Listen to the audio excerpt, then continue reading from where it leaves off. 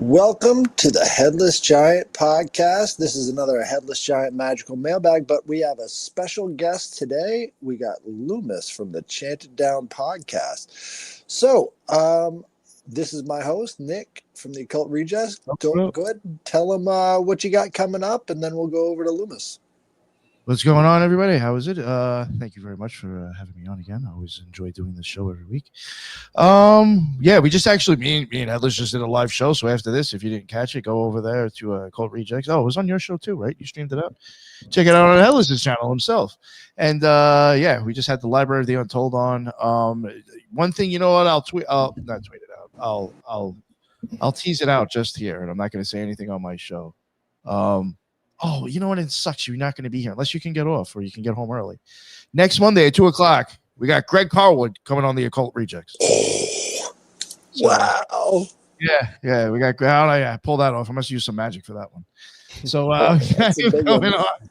Yeah, we got him coming on. So next Monday. So we can check that out. And I'm sure we have. Let me see what we got dropping next week too. I'm sure there's probably something that me and Headless are into together. The Strange Brew podcast. Were you on that with us? Yes, I was. Got that dropping this week. We got the Pole Shift with Ricardo. We got that dropping this weekend too. That my man Ellis was there as well. And then next week, unfortunately, we have Rudolph Steiner and Growing Up Mormon with Carl Crusher. But this weekend we got a bunch of stuff with me and Headless on it. Very nice, very nice. Luemas, tell them where they can find you. Well, thanks for having me on, guys. And my podcast is Chant It Down podcast. Any podcast player out there, I got videos on Rumble, and I got a YouTube channel, Chant It Down, and all the Instagram and X and Telegram. I'm not a very busy person on social media, but that's my podcast. I'm celebrating 12 years now of Chant It Down next month. So lots of stuff in there. No episode's an old episode. Been covering timeless stuff for a long time. So, yeah. Very nice. So what we have in the mailbag today is we got two. So first one is from Jose Martinez, and it says, "Hey Headless, please excuse my ignorance on the proper place to send this because I'm aware this is your story spot, but I couldn't figure out which email to address it to. Now this is called Image of a Creature. Or Occult Rejects might receive this. I was planning on just sending it to you and then the image and a short message, but then I realized to understand where I'm going with this, it'd be better to also include a podcast episode I saw it on." So he says, which would preface how this could relate to the spider symbolism you guys drop.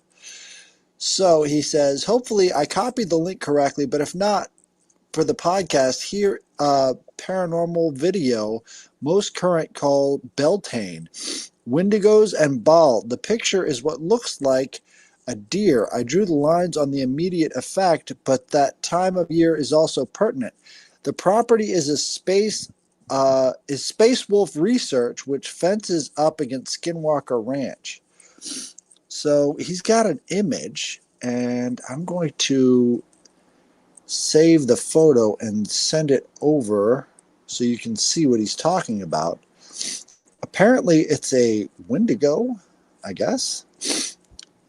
He copied it over. We got evidence of a Wendigo? Yeah. From Space Wolf Research. So that's the one adjacent to the... Oh, who owns that piece of property? I think I know who this guy is, Space Wolf Research. Yeah, he's pretty well known. Yeah, his story, he's got some interesting stories, actually. Yeah. You know his...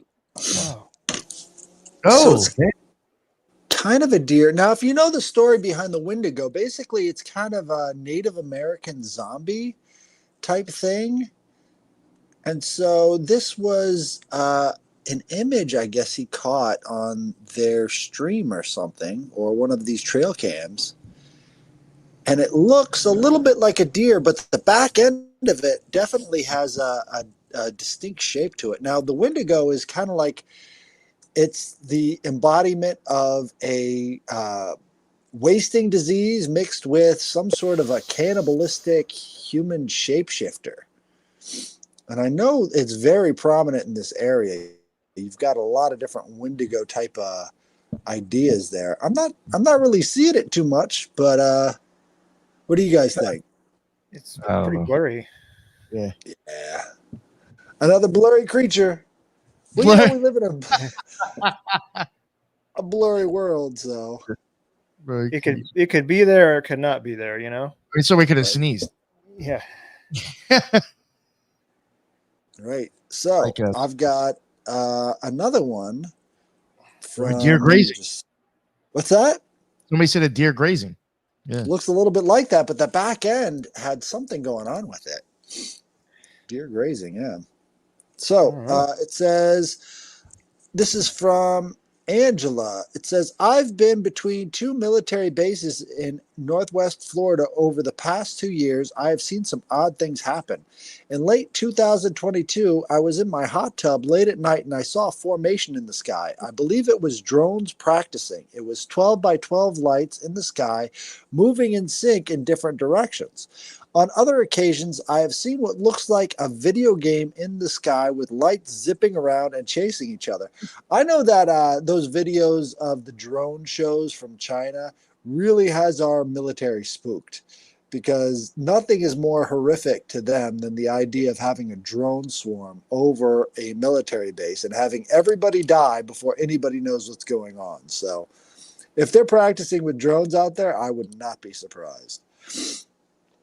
It says, on other occasions, I have seen what looks like a video game in the sky with lights zipping around and chasing each other.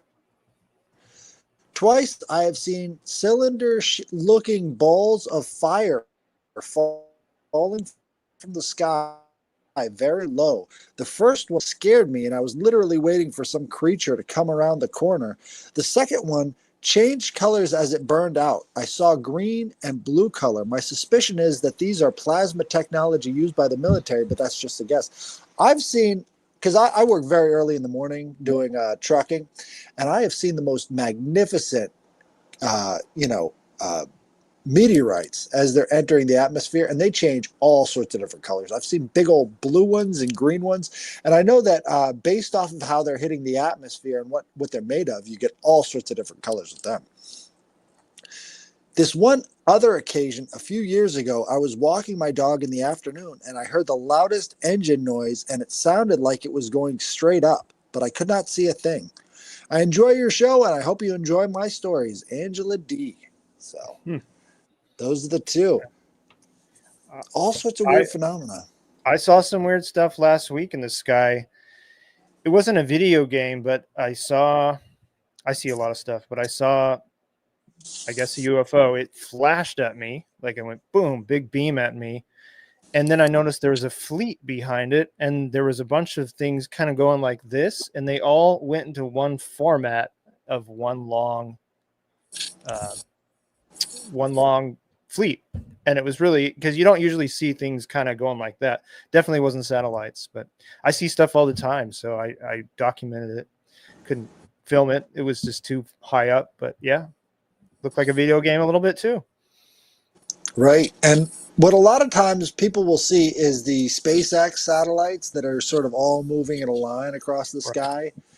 And if they don't change direction, it's probably a satellite. But once they start changing direction, you got to really pay attention, because there's a high probability that that's unidentified aerial phenomena or UFOs.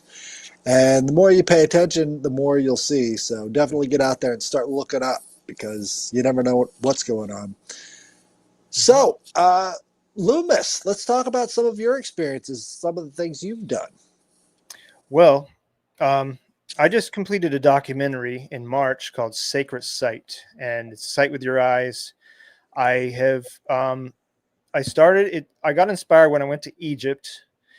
I wanted to do a documentary about our ancient past, but with my own expertise of all the stuff that I've gathered in all these years doing podcasts and before. I didn't want to just make it like every other documentary about all this stuff. So it kind of opened up before me, and I live in Hawaii. So a friend of mine's like, there's this book that has someone found a pyramid here in Hawaii. I'm like, really? Okay, I'll come over.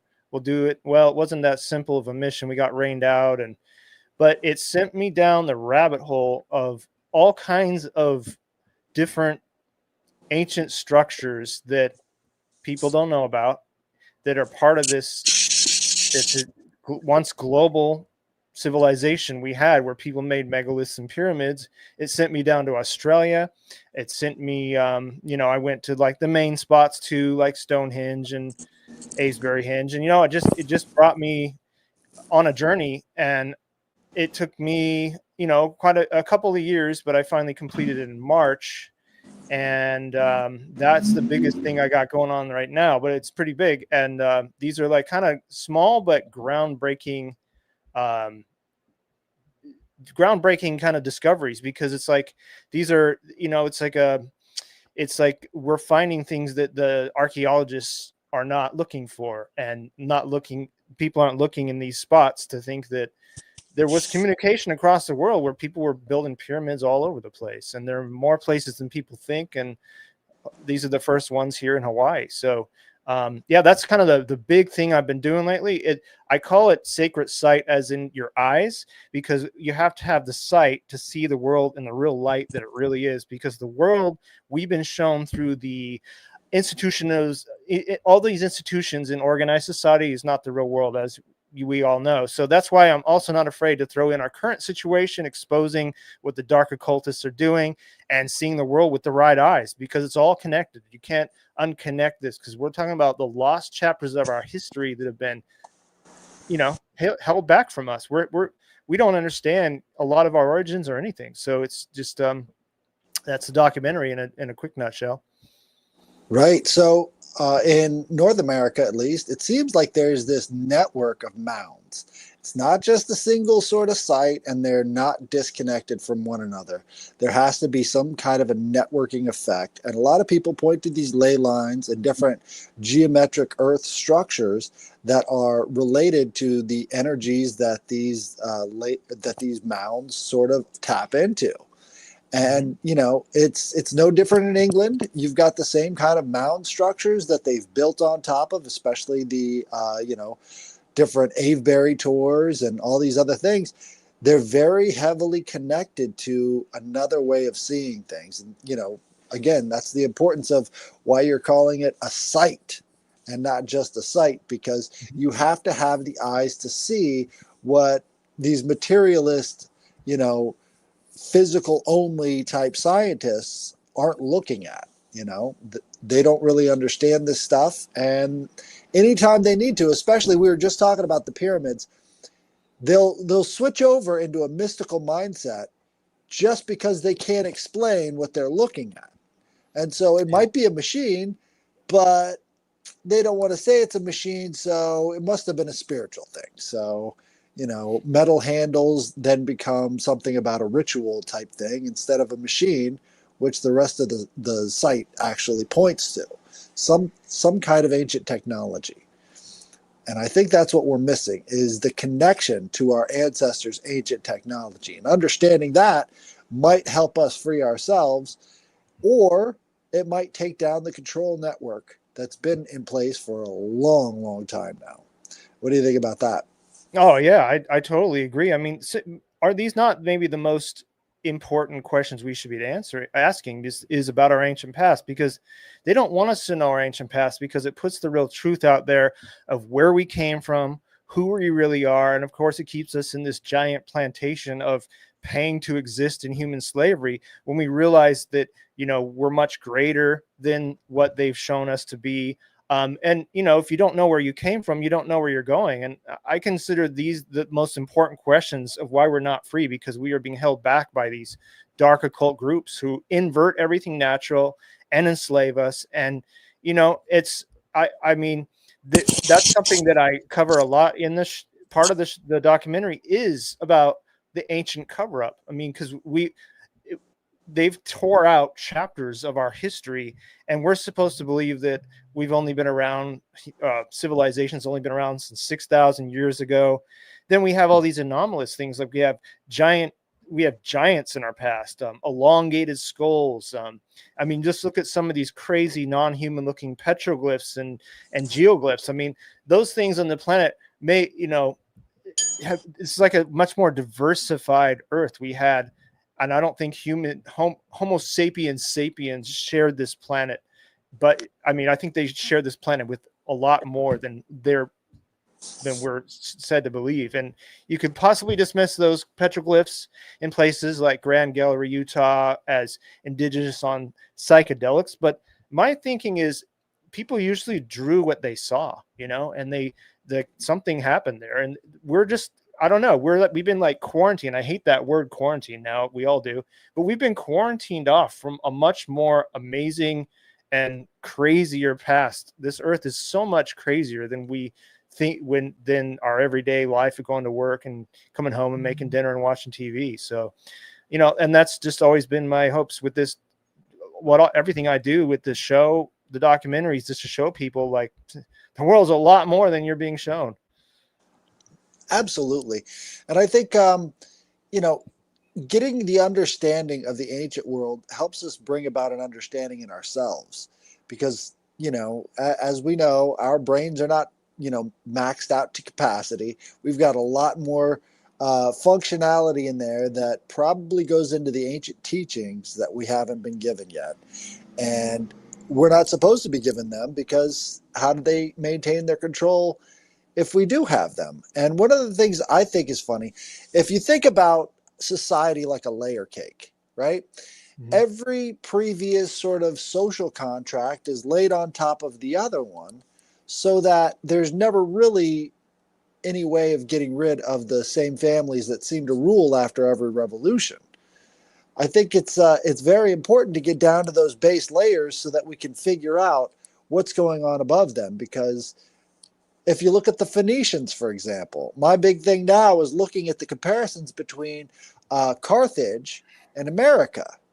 And you've got names like McCartney in Wales and England, and that comes from Carthage. McCarthy is a Carthaginian name. You've also got Cartagena. Cartagena in Spain was a Carthage outpost. And so the way that they set up their governance structure is identical with the way our governance works today. And you could say maybe it didn't start out like that, but then you find out about the Society of the Cincinnati, where you've got all of these old world families ruling the country in the shadows. And if you don't know about the Society of the Cincinnati, it got started in 1783, the same time as the signing of the Constitution. And if you look at the signing of the Constitution, it doesn't look like they actually ratified it correctly. So what are we actually dealing with? And so you've got every president becomes a member of the Society of Cincinnati upon being elected.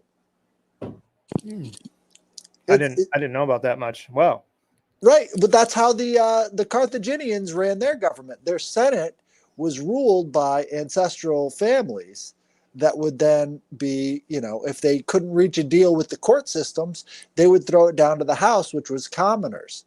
They didn't have a kingship. They had a republic oligarchy. And that's kind of what we have today, is a republic oligarchy, which is not what we signed up for, I guess, in the Constitution. But you find out about these different societies. What else do you call it? It's an oligarchy. It is. And we get all of our blueprints of civilization. I mean, Sumerians who came out of nowhere. Like all of a sudden they have writing, they have laws, and pretty much our government system is kind of based on how they had kings, but we still do. They just, have the government do all their work. But we get the same blueprint of society from way back, and because it worked on controlling the people, and it continues to work. And, I think we're forever they're just forever recycling the same formula, really. It just varying degrees, but yeah. My favorite hieroglyph from the Egyptians is the word Netjer, Netjer. And Netjer is a flag, and it means the gods. The gods are a flag. And nature could also be where we get our term nature. So human nature is to worship these flags as a god. And then you kind of understand where we're at, because it's all about the cult flag that so if you're gonna apply Egyptian mythology to today, you look at the United Nations buildings and you see a bunch of gods that people worship because they're propped up in front of them. And that's just human nature. And that's kind of what you have all over the world, is all of these different little franchises of control. Yeah, you do. Yeah. I mean, I can go by, I live here in Hawaii, so I can go by just the Polynesian Cultural Center. And if you look at all the flags of all those cultures, they're all either British monarchy or red and white. And you can take that back to, well, the Knights of Malta, for example, the red and the white. Like if you look at the Tongan flag, as it's one of the smallest nations in the world, it has the exact same symbol as the Knights of Malta, or it's just the British monarchy, or they went all over. And people worship these flags. They put in the back of every single, presidential briefing. You got the American flag. Yeah, you're right. Yeah. How many of these countries are ruled by law of the sea? And it's law of the sea that was developed by the Canaanite Phoenicians, Carthaginians. They came up with that basic legal framework, and it's been in use ever since they came out with it. Because before that, they were Canaanite Phoenicians, they were Minoans. The Minoans actually started the Canaanite Phoenicians. So, I mean, you take it all the way back into history, these guys were the ones exploring the planet. The Carthaginians sailed all the way around Africa. And just recently, they had a test where they took a Carthaginian trireme and tried to sail it across the ocean, and it made it just fine. Mm-hmm. They didn't have any problems making those trips. No. They were highly advanced. So when we're talking about the spread of culture across these different continents, it shouldn't be ruled out that these people were really good at keeping secrets. Oh, yeah. I just had a guest on my show. We just talked about it, that Captain Cook and Christopher Columbus, both being 33rd degree Freemasons, when they went and found all these spots, they were just remapping the earth from previous maps. These people had been around. They knew what they were looking for. I mean, I live in Hawaii, the most isolated island chain in the world. You miss that by a few notches, you're going straight up to Alaska. To find Easy. here, yeah, to find here is, or any of these South Pacific islands, is pretty hard. And they knew, suddenly found Australia, New Zealand, Captain Cook, that is, Tahiti, Hawaii, all these spots you could miss so easily. Easter Island. Actually, no, he didn't find Easter Island, but the Dutch found Easter Island. But still, like, to find all these little tiny dots, just to, they already knew what they were looking for. They came here to rape the minds of these people, I think. Well, that could be a part of it too, is these ancient technologies of the mind associated with magic and these mound sites and all the rest of that stuff. You could really enhance somebody's remote viewing abilities. And if that's how they're doing, the mapping back then, that would make a lot of sense. I mean, especially if you look at the 1580s, they've got a perfect map of Antarctica. They shouldn't have that, according to, popular history. They never came in contact with it by then. So, I would think about how we had maps that old. I mean, I don't know. It's like, would you walk this? Like, how'd you get an aerial view? Like, you have to, sometimes I even question, like, how the fuck did people even know what the places look like? Maybe they didn't really burn the Library of Alexandria. Maybe it was confiscated by somebody. Yeah. That's where we get the maps from. Vatican Library now, probably. Yeah. There you go. Yeah. These cultures have gone around. I mean, talking about North America, you mentioned North America, going into places and taking the giant bones. That's a big one. The Smithsonian, taking the, probably, I don't know if they dug up the mounds or not, but there's that story of, it's not come to mind, the Grand Canyon. I got a story. What's that guy's name? In Michigan, go ahead. there are 10,000 mounds that they excavated, and all of the material, all of the artifacts for that is just sitting in the basement of a university, Michigan University, just sitting there. Nobody's even looked at them yet. Right. I had a lady on my show, and she's on the documentary, Heather Arnold. She is investigating the giants of Aruba, and they have one of the giant skeletons in the basement on one of the islands in a museum, but it's in this little closed spot, so you never look at it. But they confiscated this stuff, hid it. They don't want us to know this, and they've gone all over. When they went on the Crusades, these occult groups, part of their mission was to take away the knowledge of the ancients, and of course brainwash them, kill them. I mean, all that. It wasn't just one mission. I think there was multiple reasons why they went to these places and did what they did. Right. I mean, I hate to bring up Christianity, but it seems like that was the goal, is to get rid of all that ancient knowledge, go everywhere and try and convert them, get rid of their memory system, Right. They went around and so when I here in Hawaii, finding these spots, it pisses off modern academia, archaeologists. It pisses off even the Hawaiians, because they consider themselves to be the first people here. But there are some people that believe in the sunken continent of Mu when the ocean was lower. And that's what we're talking about here. And so I I don't care who I'm offending. Truth needs to be told. And it doesn't matter. It's just like, that's the mission I've been on for years. It's just like, I don't really care who gets pissed off. If the truth shows itself, it needs to be known. Like, why should we be hiding behind all this? Oh, we can't talk about that because it breaks paradigms. And that's what I'm here for. It breaks generational curses. I mean, that's all you could call it. By erasing all this memory, we could be so much further ahead than we are right now. And they have to keep us in that box. Yeah. It's insane. Think about the Antikythera device. Oh, yeah. Right. Just fell off a boat, and then you've got this ancient computer, and they're like, oh, but it doesn't actually work that well. Right. Really? You're telling us that? Yeah, and that's just stuff we've been shown too. Like, just think about what we haven't been shown. Stuff in closets, stuff in vaults. I mean, I know a lot of people go, oh, well, I bet I would love to raid the Vatican Library, but could you read any of that stuff? Right. Yeah, but still, we need to know this stuff. I mean, look, we're just like floating.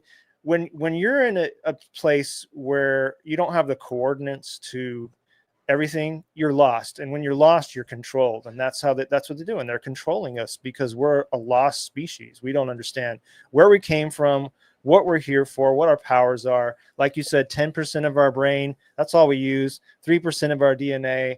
We're unconnected. And that's perfect recipe to control people, enslave them.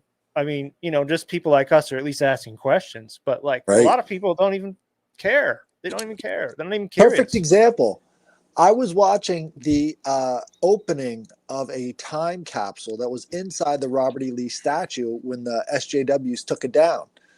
Oh, wow.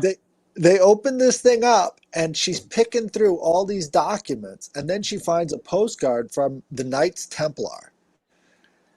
And she immediately audibly says, oh, no.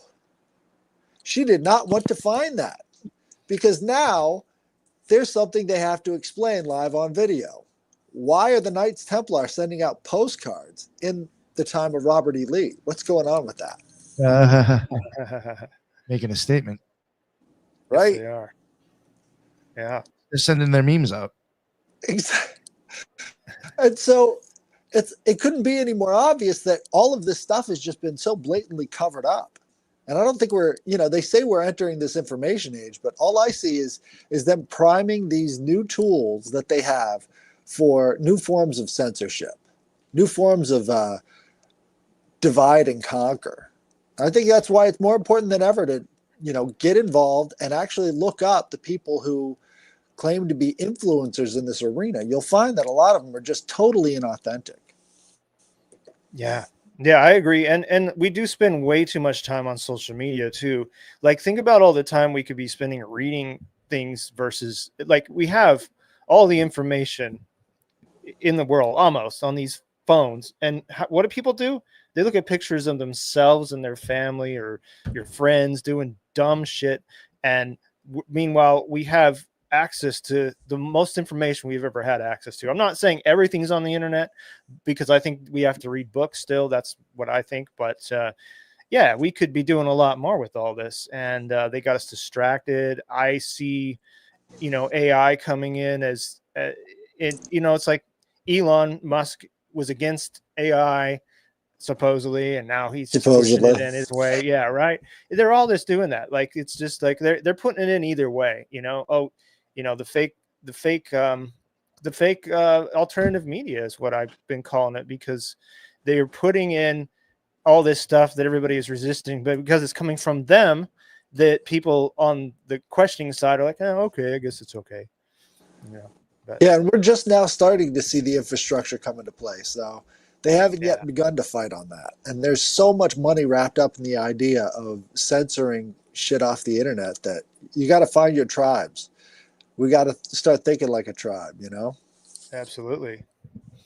Yeah, absolutely. I mean, so like, you know, I think it's pretty obvious now. Like, when you get Trump never talked about putting Stargate in his campaigns, or acquiring Greenland. But then those are the things the second day he's in, he signs Stargate. Like, yeah, this is the real agenda. And I don't know. This alternative media has been hijacked for sure. Like, there's people like us that are true, authentic people, but there's a lot of people that are in there that, I mean, I don't mean to go off on this tangent, but it's just like, it's true. There's a lot of people in there that are fooling a lot of people that are questioning, especially since COVID, because a lot of people woke up from that time and they're just hungry now, but they're easy to get from with all these other smaller, I guess you could say, psyops. Right. But I mean, once people realize that everything that's going on in politics has been the most choreographed, well manicured show in the history of mankind, it starts to become a little bit more obvious that you have to go back before these people and you have to find out what they're trying to hide, because that's where the real power is. Right. Yeah, exactly. I mean, the cover up's deep because, like, for example, Gobekli Tepe, I touched on the documentary. They planted olive trees over the site and they halted large scale excavation for the next 150 years. And who did that? Members of the World Economic Forum. But so, like, they don't want people to possibly dig up the oldest temple in the world, and what they might find something, the cover up goes into also this place in Indonesia, that pyramid they found, Gunung Padang, same people covering it up. They don't want people digging in Giza. I mean, and that's just that stuff. But the smaller things too, just finding, like here in Hawaii, if you find some bones, you got to report it immediately. Little things like that. This cover up's all over, and it may not be the biggest thing that they're trying to focus on, but if you look, they've been keeping us from knowing all this forever. So it is really one of the biggest things.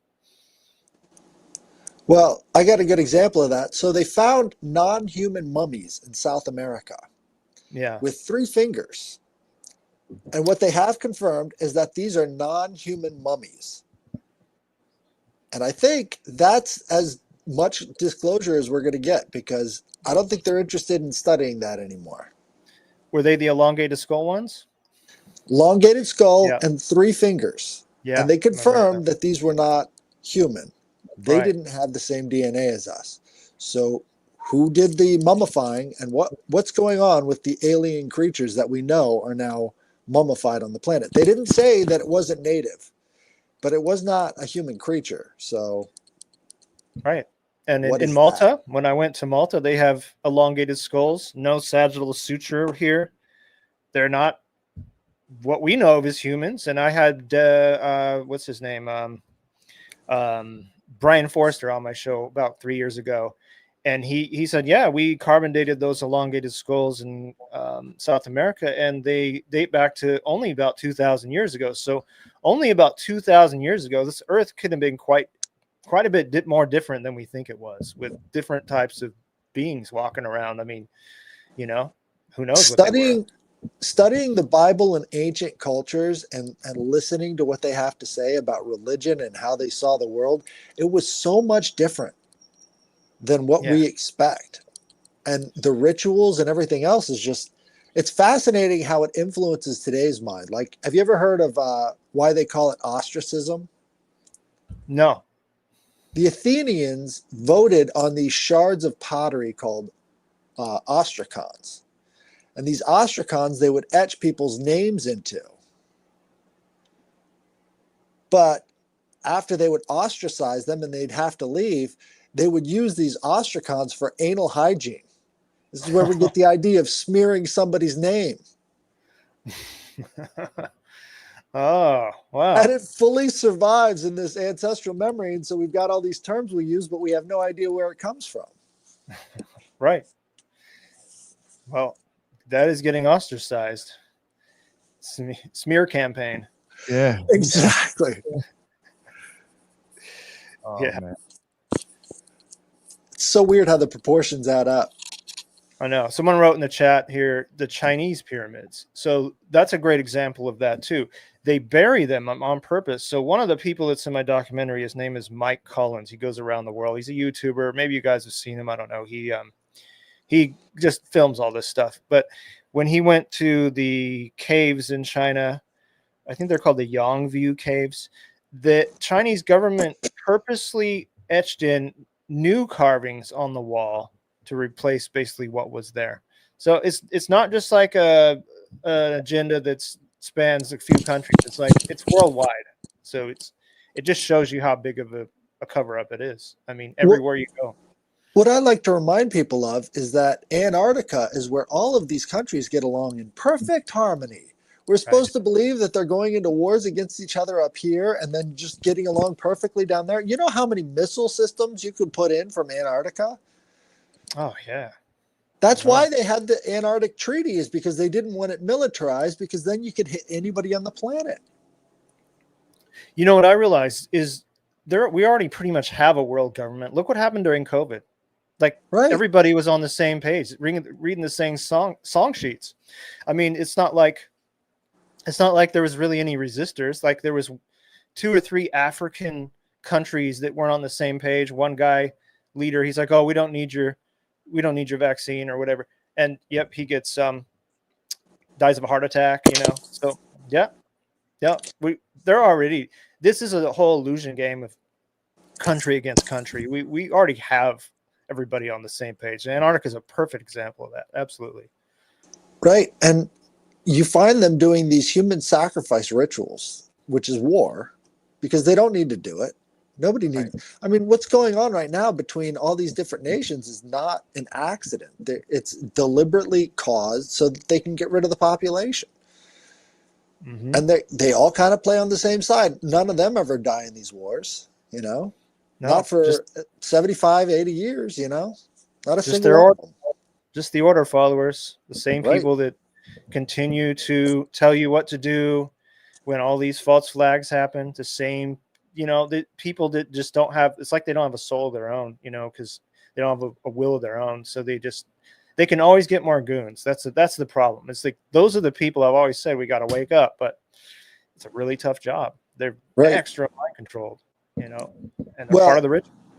Blackmail is nothing new. Blackmail is a super, super old technology that's been working ever since then. And it's only recently that we've started to ask the questions, who is blackmailing who here?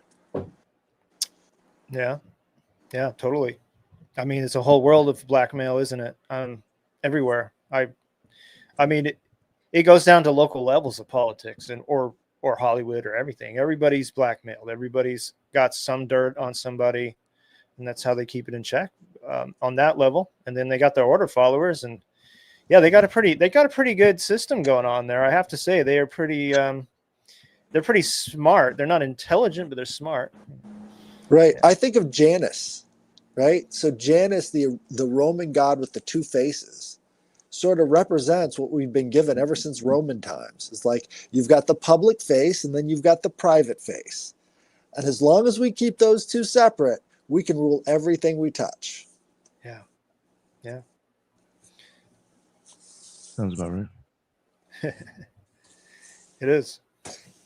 Well, this has been a great episode. Thank you for joining me. I think we went all over the map. Is there anything you want to plug, your movie, your books? Yeah. So Sacred Site is only on Rumble right now. It's going to be a docu-series. It's there's a streaming service that might pick it up, so I had to yank it off YouTube. But I'm blacklisted anyway on there, so it wasn't going anywhere anyway. And I'm not sure if a streaming service will take it or not, because I'm talking about stuff that they probably don't like. But we'll see. We'll see what happens. And so right now you can catch the theatrical version, I call it, on my Rumble channel, which is Chant Down Radio or Chant Down Radio, and then the director's cut is on my Patreon at the moment. But soon enough, the docu-series, I'm going to have 2 episodes that have all the footage from all over the world. And I will just give a quick little shout out or a little show of who's in it, just so people might want to see some of these names you may have never heard of. But let's see: Triffin of Unlocking the Code podcast, Seb Bland, Zach Royer, Mike Collins, Nikiana Jones, Ole Demigard, William Ramsey, Sean McCann, Paul Wallace, Bob Tuskin, Heather Arnold. So that's the people that are in it. A very eclectic group of voices. I wanted that on purpose, so people aren't just getting one perspective, but a variety, so they can kind of go, oh, what's this person's work and what's that person saying? And my podcast is Chant It Down. I've been doing it 12 years now, and it's just a continuation of everything I've been shown to do, how this world works. And I've had Nick on a while back, doing maybe a couple of years ago now. It's been yeah. It was like maybe my first year podcasting. It was early for me. I mean, I know you're an OG. You've been around for a hot minute now. But well, now I am. It's crazy how time flies, though. 12 years, you said, right? That's crazy. Yeah, 12 years. Yeah, so yeah, that's where you can find me. Chant It Down on Instagram. We kind of went all over the place. It's good because this information really is. It's like you can't just. Yeah, it's the ancient past, but it's everything we know. I mean, it's, the reason the world is the way it is. It's also good self-defense too, because I think when people realize that they really can't trust anything that's coming out of that system, they start to focus on what they can do to help themselves and their communities out. That's a huge issue. We got to get back into the mode of thinking outside of these machines. It's not helping us. Yeah, it's not. No, it's not. It's good for people to listen to podcasts like this. It's good for people to start talking to people. I'll be honest. I'm pretty discouraged over the years, especially since COVID. I was very disappointed in humanity. But the people that shine, and those are the people that are my friends and the people that are trying to say something and understand the world we're really living in. So that's all I can say. Hopefully we get somewhere. Absolutely. Good. Yeah. I almost forgot. I got to ask you about the Knights of Malta. Okay. Do you know how connected they were to the Kennedy assassination and all the rest of that? So you went to Malta. Did you actually see their temple there? I did. Yeah, I didn't get to go. And so I was busy looking for the Grand Master's Lodge. I wanted to film that thing. Everybody I asked didn't even know what the hell I'm talking about. It's not because of the language barrier. They just didn't know. That they didn't know. So I wasted time doing that, and I mainly there to film the megalithic sites. So then my time was short there, and I didn't get to go in St. John's Cathedral, which I'm really kicking myself from because. You've seen the pictures. Yes, I've seen the pictures. Yeah. Unbelievable artwork and just masterful architecture. Right. That place is like, it's stunning. And the Knights of Malta, they have diplomatic immunity in every country on the planet. And they have a seat at the United Nations. What? Isn't that a little bit too obvious? No, they have their own people. They can kill anybody they want to, anywhere in the world. Oh yeah. and just get away with it. And their members aren't just religious Catholics. I mean, there are some pretty horrible people that have been involved in that. Like what's that British guy that was a molester and necrophiliac? Damn it. Can't remember his name, but just people like that are like, those aren't devout Catholics. You know? Oh, There's you're some- talking about the guy from England who was friends with Prince Chomo. Yeah. Knights of Malta. Prince, who's that? Prince Charles. Oh Prince yeah, Charles. yeah, Prince Charles. He's a diddler too. Yeah, he is. I got to bring Jimmy, a little JJ, Jimmy Savile. You know? Jimmy Savile. Jimmy That's Savile. it. Yeah. He's He's a Knights of Malta. Actually, I had William Ramsey on my show a little bit ago, and he was showing and discussing about the whole Trump cabinet's full of Knights of Malta members. So, you know, In terms of insane religious organizations, the one that can get away with murder has got me worried. yeah, that's a high level one. Yeah, and nobody talks about it. Isn't it funny? I've never heard Alex Jones say a word about the Knights of Malta or the Society of Cincinnati. Huh. Right. Or the Cosmos Club. Right. Or the Pilgrim Society. I've never heard him talk about that. Right? Nope. Yeah, that's true. Yeah. Yeah. No. Just World Economic Forum in Bilderberg. None of the actual decision makers, you know. No. But yeah, we'll end it there. Thank you for joining us. Thanks for having me on. Headless Giant Podcast. We'll see you again next time. Thanks, guys. Later.